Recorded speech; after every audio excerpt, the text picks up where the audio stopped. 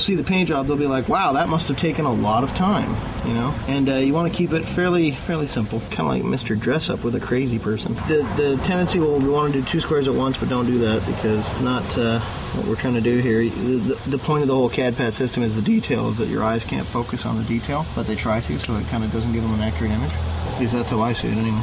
I know there's quicker ways to do this, but you know what? Again, this is doing it with a multi-tool, a padded graph paper, and a couple cans of spray paint. Alrighty, we got our stencil as such.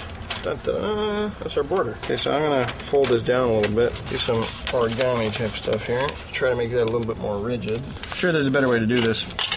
The model of the Sean Kennedy Truck Special. I'm sure there's a better way to do this. You know, a bad plan today is better than a good plan tomorrow. We start with the, oh wait, this isn't all drab. Where's my olive drab? This is all drab.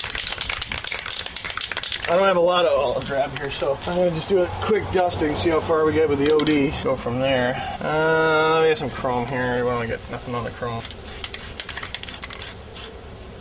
And you're going to get paint on your hands. You will live, learn, and accept this fact.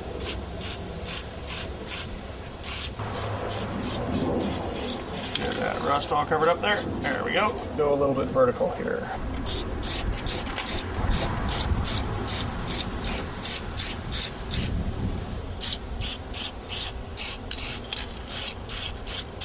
Any buddies who are good at graffiti, they'd probably be wicked at this. And we're getting somewhere. This is just first coat primary, so we're mosey along here.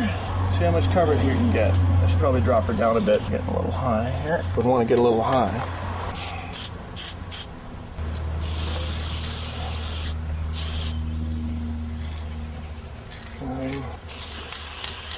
Uh-oh.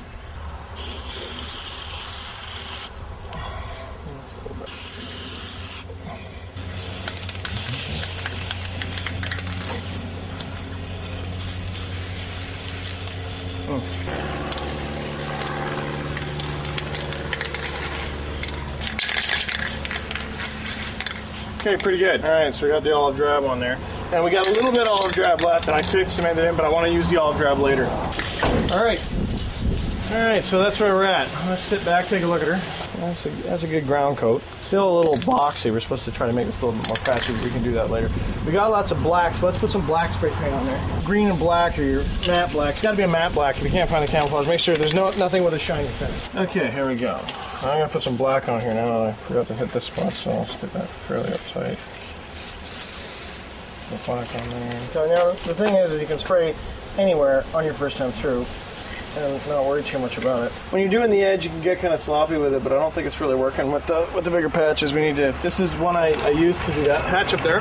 Yeah. And I don't think it's working out too good. So we're gonna have to make another stencil, something with not too many really crazy edges on it. But I'd like to get a blotch of some kind, right? Because this thing is, nice thing about this is if you mess up, you just got to be blotchy, right? That's the whole goal of the stencil, is to be kind of sloppy. You can't get too exact with this because the whole point of it is to trick your eyes, right? You can't really screw this paint job up. You know, some people go, oh, I like this CAD/PAT paint job better than that CAD/PAT paint job. Well, essentially, you got to bear in mind it's all to camouflage the vehicle. So there's really, it's just fun. It's just a fun thing to do. It's like between the people cutting the forest down next door and the wasps constantly attacking me, I'm beginning to wonder if it's a sign from God that people are not supposed to paint their vehicles this way. And what I am teaching is a blasphemy. A hideous wrong. And that's how the beast will know his own, because all these guys will be driving around with these paint jobs.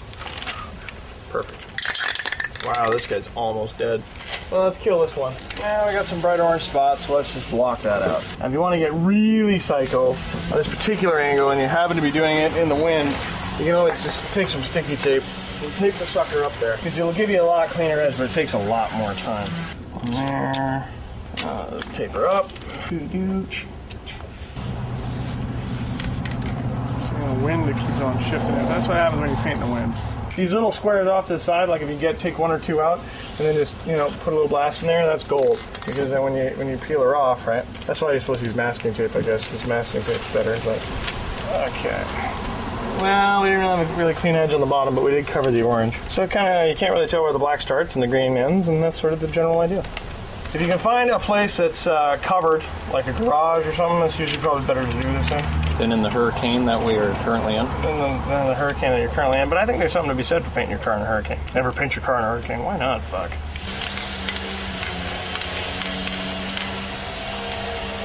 Yeah, we're dying. Dying. Pretty good one. Put this one up here, and you can overlap a little bit in the black because then that makes it look like the whole thing is all one black patch. And you just, can build on it and bulk it up and tear it down or what have you. And gradually you'll get a little better at it, and you kind of figure out what you're trying to do and where you're trying to go with it. See, now we got this big orange patch here, right? So I don't want that. And I don't want to spray all the way up, so we're just going to try to balance this in here a little bit. This is the wind. Goddamn wind, Work. So we got a little bit of black on there. Let's put a little bit more black on there.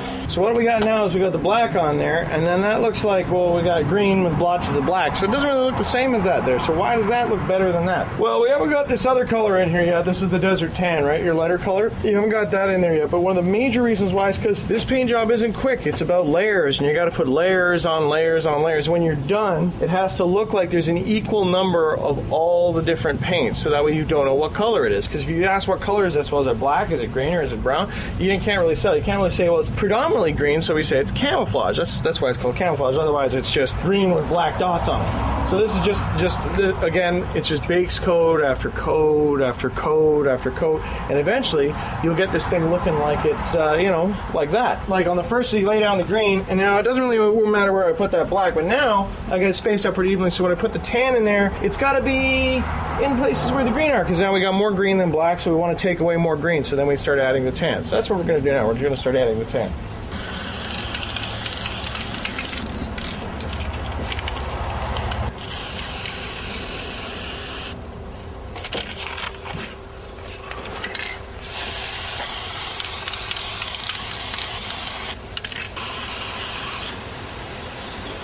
A lot of pookiness here.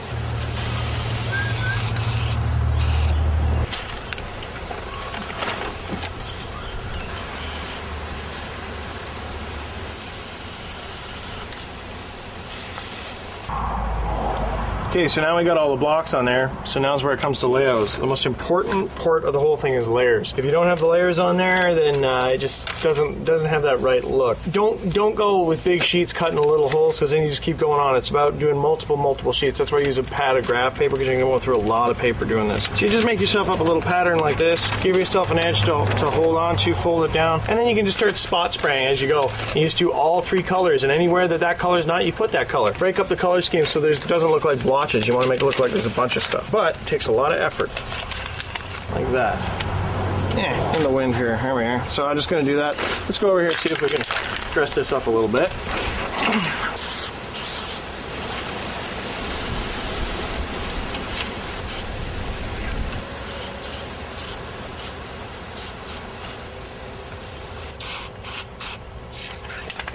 So we got her here pretty much to the stage where, it's acceptable to be seen in public. Now the WOG paint job's never really going to truly be done, because gradually you start with the rust and slowly it creeps up over your whole vehicle. You do it, pretty much 3 spray paint cans at a time. You can only afford to get put $30 in your paint job at a time. Well, then you go buy 3 spray